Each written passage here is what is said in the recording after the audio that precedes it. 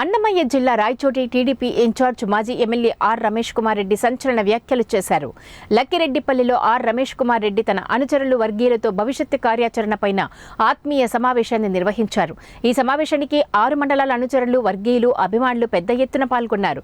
ఈ సందర్భంగా రమేష్ రెడ్డి మాట్లాడుతూ ఇతర పార్టీ నుంచి టీడీపీలోకి వలస వచ్చిన కొందరు నాయకులు పార్టీలో ప్రలోభాలు చేసి టికెట్ తీసుకోవాలని ప్రయత్నిస్తున్నారని అన్నారు. తెలుగుదేశం పార్టీ కోసమే ఎంతో కష్టపడ్డానని, గ్రామం తిరిగి తొక్కని గడపలేదని, పార్టీ కార్యక్రమాలను ప్రజల్లోకి తీసుకుని వెళ్లి వాళ్ళ సమస్యలను పరిష్కరించాలని తెలిపారు. నేను ఎమ్మెల్యేగా పోటీ చేసి 3 సార్లు ఓడిపోయానని, రాబోయే ఎన్నికల్లో రాయచోటి నుంచి ఎమ్మెల్యే అభ్యర్థిగా పోటీలో ఉంటానని, అందరూ నన్ను ఆశీర్వదించాలని తెలియజేశారు.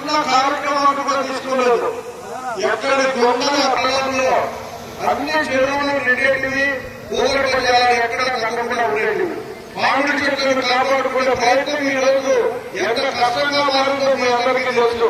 దీనిలో లేక ట్యాంకర్ల ద్వారా ఈ రోజు నీళ్లు తీసుకొచ్చి చెట్లను కాకుండా పరిస్థితులు రోజులు వచ్చినాయంటే ఇది చేత కానీ శాసనసభ్యులు చేసిన కార్యక్రమంగా నేను ఈరోజు చెప్తున్నాను. ఎన్నికల్లో నీళ్లను మే, జూన్ నెలలోనే కాలువ ద్వారా తీసుకొచ్చే ప్రయత్నం చేస్తుంటే ఈ రోజు గంగమేరు వరకు కూడా నీళ్లు పోయి గంగమేరు రిజర్వాయర్ కూడా నిండే పరిస్థితులు వచ్చాయని చెప్తున్నారు. ఇంత చేసిన చాలా బాధాకరమైన విషయాలు ఏమంటే సరిగా పనిచేయడం లేదు అనే ఒక బాధను నాకు పరిచయం చేసింది ఈ పార్టీలో కొంతమంది సభ్యులు. అదొక బాధాకరమైన సంఘటన. నేను తిరిగినట్టుగా నాకు తెలిసి ఈ జిల్లాలో కంప్లీట్ రాయలసీమలో కూడా ఎవ్వరు కూడా చేయనంత పార్టీ పని చేసిన వ్యక్తిని నేను. అయితే ఈ రోజు పార్టీలో కొంతమంది ఇటువంటి సమాచారాన్ని దాచిపెట్టి అధినాయకుడికి నేను ఏ పని చేయలేదని చెప్పడం చూస్తే చాలా బాధాకరమైంది. కొత్తగా వచ్చిన వ్యక్తులు ఈ రోజు ఇతర పార్టీల నుంచి వస్తారు. ఎన్నికల్లో ఎన్నో ప్రలోభాలు పెట్టాలని పార్టీనే ప్రలోభాలు పెట్టే పరిస్థితులు ఈ రోజు ఉన్నాయి. టికెట్ తీసుకోవాలనే ఒక ప్రయత్నం పక్కన జరుగుతూ ఉంది.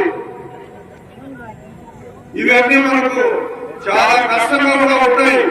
వినేదానికైనా చెప్పేదానికైనా కూడా ఒక బాధ్యతగా నియోజకవర్గంలో ఇన్ని సంవత్సరాలు తొక్కని గడప లేదు, చూడని మనిషి లేదు.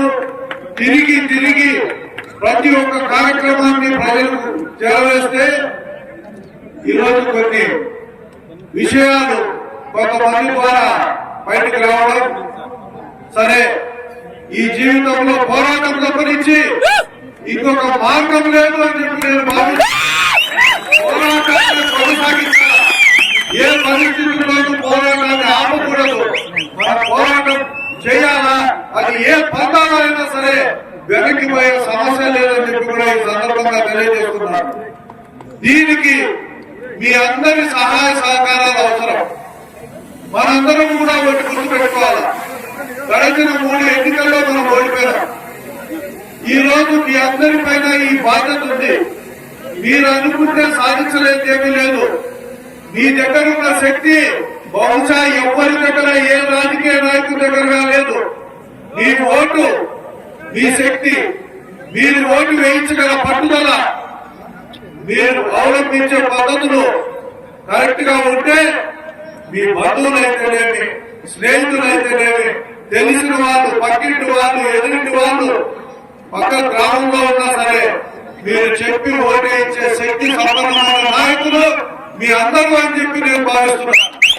ఈరోజు మీ అందరూ ఆ బాధ్యతను తీసుకోవాల్సిన అవసరం ఉంది. 3 సార్లు మనం ఓడిపోయినాం. గడిచిన 20 సంవత్సరాల నుంచి ఇక్కడ శాసనసభ్యుడు, ఆయన తండ్రి వంటి ఇక్కడ ఎమ్మెల్యేలుగా ఉన్నారు. ఈ మండలంలో కూడా ఎటువంటి అభివృద్ధి కార్యక్రమాలు కూడా చేసిన పాపాన వాళ్ళు ఎక్కడా పోలేదు.